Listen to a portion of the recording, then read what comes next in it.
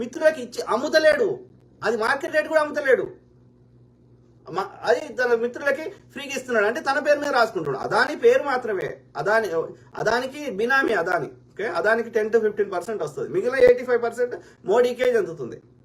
ఇంకా మోడీకి పిల్లలు లేరు, ఏం చేసుకుంటాడు అని అనకండి. ఆయన కుటుంబ సభ్యులు చాలా ఉన్నారు. ఓకే, అన్నదమ్ములు పిల్లలు అందరు. ఓకే, అర్థమైందా?